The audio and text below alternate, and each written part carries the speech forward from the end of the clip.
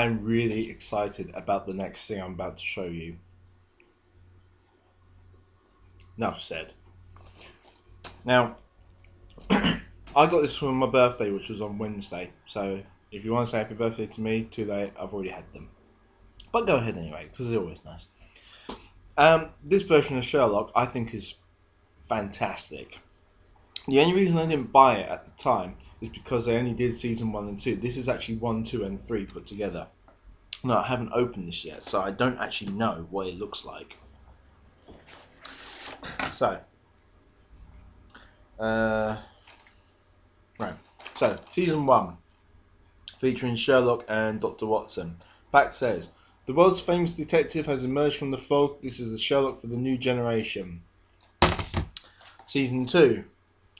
Sherlock Holmes and John Watson return in 3 of the most exciting adventures. The Scandal at Belgravia, The Hound of Baskervilles, and Reichenbach Falls. Becoming embroiled in the complex plans and dangerous and desirable Irene Adler. Doesn't say who the actress is. Sherlock needs every one of his remarkable skills to survive. An invitation to the wilds of Dartmoor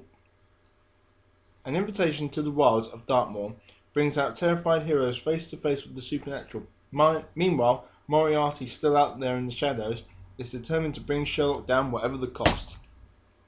Then, the most recent series, season 3, 2 years after the devastating events of the Reichenbach Fall, Dr. John Watson has gotten on with his life. New horizons and romances beckon in the shape of the beautiful and smart Mary Morstan. But Sherlock Holmes is about to rise from his grave, and even though it's what his best friend wanted more than anything, for John Watson it might be the case of be careful what you wish for. In 3 brand new episodes, Sherlock and John face a baffling mystery behind the streets of London, a wedding that's not quite what it seems, and the arrival of the repellent and terrifying blackmailer Charles Augustus Magnuson, who is, if you can see it, the guy at the top. Who is the mysterious disappearing man? How can a royal guardsman bleed to death in a locked room? And what is the secret that threatens to blow apart everything the reunited friends hold dear? Sherlock is back, but things will never ever be the same. Now, when I watched the first episode, I wasn't sure about it.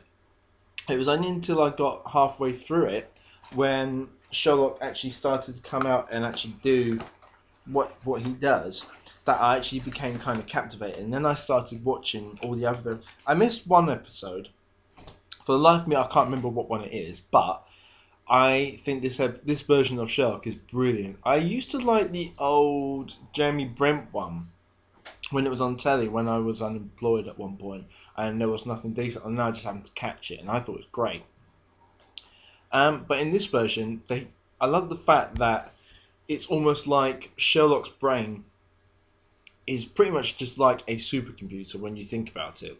It's just the fact that it can retain that much information, process it, file it, and then retrieve it at the same time. Yes, just everything is just baffling. I mean, because in the original, Sherlock is meant to be, the best when it comes to crime. However, his brother Mycroft is meant to be great at all the other stuff.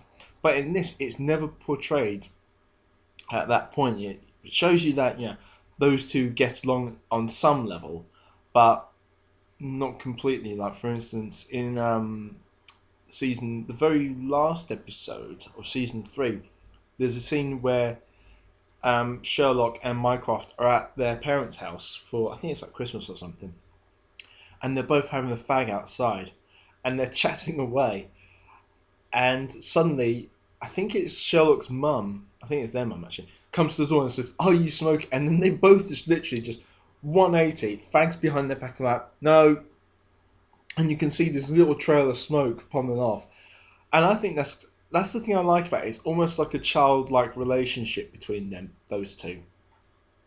There are a couple of bits that haven't been explained yet, but I need to watch it from start to finish to actually get the answers I'm after. So if you've watched them, that's fair enough. Let me know what you think of them.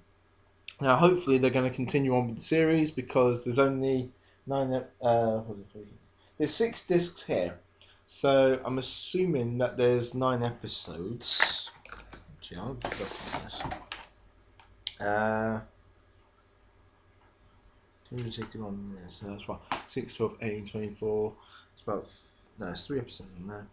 Yeah, I think there's about 3, 6, that's what I want. Yeah, I think there's about 10 episodes. I think. Don't quote me on that. So, I'm going to watch them at some point. Oh, hang on. The Great Game. 1, 2, 3, 4, 5, 6, 9 episodes.